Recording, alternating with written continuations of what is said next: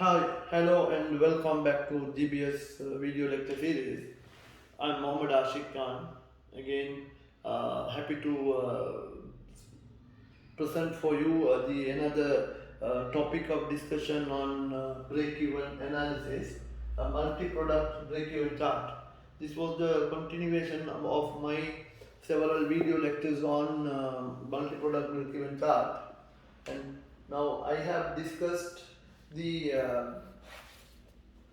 way we calculate the break-even using graphical interpretation, and on that the previous video if you watch, that is approach 1.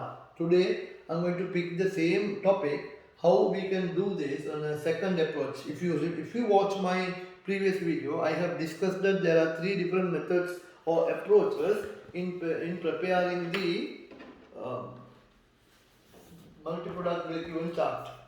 So let's use an example. The example is that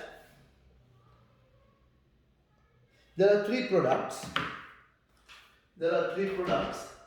X, Y, and Z. The quantity that they have sold, was 2000 units. 2000 units and 4000 units. Also another 3000 units.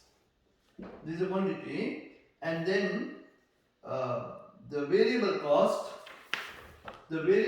of these are, product X variable cost is 8. So the total variable cost is 16,000. Here it is 6. So then that is 1 minute. The variable cost here, no, I'm extremely sorry, that is actually 3. So 6,000. And the second one is 4. That is then 16,000, and the third one is 5, that is 15,000. So we have been given these different costs, and also they said that the fixed cost of the business for a period is 10,000. That's also given. So just to give you the idea, this one company is producing 3 products, and the number of units they are producing are 2000, 4000 and 3000, and the variable cost per unit are 3, 4 and 5. So the total variable cost are 6000, 16,000 and 15,000, and the company's overall fixed cost for the period is 10,000. And the selling price of these products are 8 for X, and the other two are 6 and 6. So the total revenue, if you work out, 2000 into 8, 16,000, 4000 into 6, 24,000, and 3000 into 6, 18,000. These are the revenue that we have. Now, using this information, we have to arrive or draw a diagram which is known as multi-product break-even chart, a second approach. In the second approach, what we do is that we draw the both cost and the revenue on the order of the products. We decide the order on a random basis. Here we say that we have it based on this order what is given. So now what I will do, in addition, in order to complete the diagram, I will first work out the total cost. When I produce 0 units, my total cost is 10,000 because the fixed cost is 10,000. When I am producing X of 2000 units, my cost will be here 6,000 and already I have incurred 10,000, so that the total cost will be then 16,000. And the second product I am producing is 4,000 units and the variable cost of that was 16,000. Already my total cost is 16,000, so the total cost will be 32,000. And the third product is that the units I am producing is 3,000 and the total variable cost is 15 and already I have incurred 32. 32 plus 15, 47. So this is the total cost. And then total revenue, as we know that when we produce 0 units, our revenue will always be 0. When I am producing and selling 2,000 units of X, my revenue will be 16,000. And then when I produce Y, my revenue will increase by another 24,000. So 24,000 plus 16, it is 40,000. And then I have 18,000 here for Z, so already 40,000. In addition to that 18, so that will become 58,000. So we will use these two information in order to draw the diagram. Let me first sketch the graph.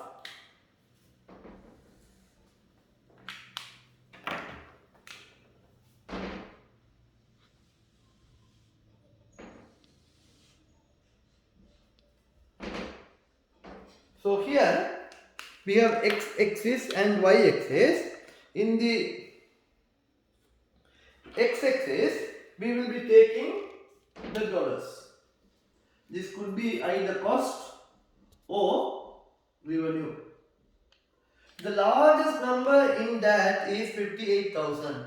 So we will take it up to 60, 10, 20, 30, 40, 50 and 60. And the largest total quantity if you take 2 plus 4, 6 plus 3, 9,000. So therefore, we will take it that 1, 2, 3, 4, 5, 6, 7, 8 and 9. My graphical scale measurements are not necessarily accurate. So the graph could be little here and there. If you draw the graph to the accurate scale, we will have a better answer. Let's work out the cost diagram first. Now when I am producing 0 units, I have a cost of 10,000. So 0 unit, my cost is 10,000. And then when I produce 2,000 units, so that is here. You see, when I produce 2,000 units, my total cost comes to 16,000. So 15. So I will extend this line now. Yeah. So that is the first line. Here that is X, product X. That I am, when I am producing product X, the cost is 16,000. So let me sketch that as well. 16,000. And the product number of units I produce 2,000. When I am completing the production of 4,000 units of Y, the total number of units that I am producing will be 2 plus 4, 6,000.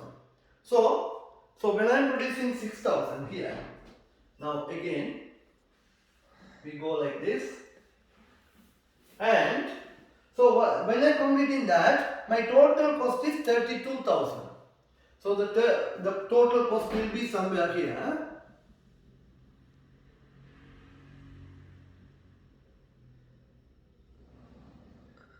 So that is Y.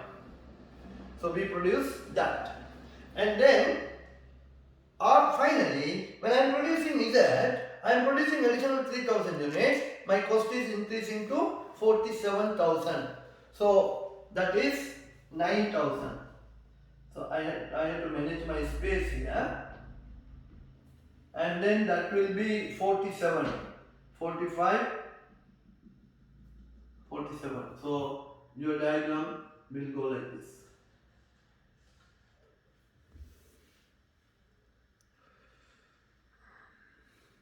So that's how this is Z. So this is the production that we have done in the second approach on the basis of the production order of the products that we produce. Now we will do the revenue. When I am producing 0, my total revenue is 0. When I complete the production of X with the selling of 2000 units, my revenue also 16,000. So that is here. Then when you produce Y, my revenue increased to 40 at the 6,000 units. Here it is, and that is 40. So your revenue will go like this. And then when you complete that of extra 3,000 units, so total 9,000 units, your revenue 58,000. That is somewhere here. So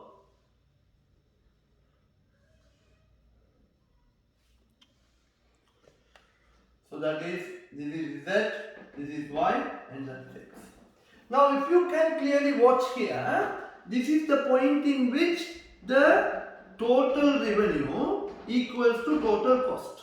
According to our basic theory of break-even point, what is break-even point is actually a point where the total revenue minus total cost is 0, or total revenue is equal to total cost.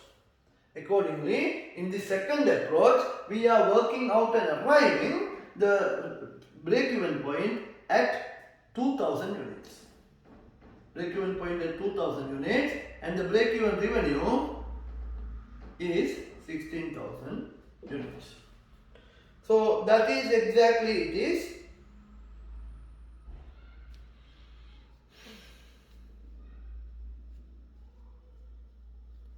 Now if we wanted, now we can think of the margin of safety. The margin of safety generally means given revenue minus break-even revenue. It could be in quantity or in dollars. Now, since the break-even point occurs at 2000 units of product X, the margin of safety will be approximately product Y of 4000 units and product Z of 3000 units. I hope this part of the discussion is very clear to all of you. What I request is kindly like my video, do subscribe it, and please also share it to your other colleagues, friends, and whoever would be beneficial on this video. However, this video will be useful for CA Sri Lanka students, ACCA UK students, CIMA UK students, AAT Sri Lanka students, and any other students who are following this similar type of qualification. Thank you very much. Stay tuned for my other videos.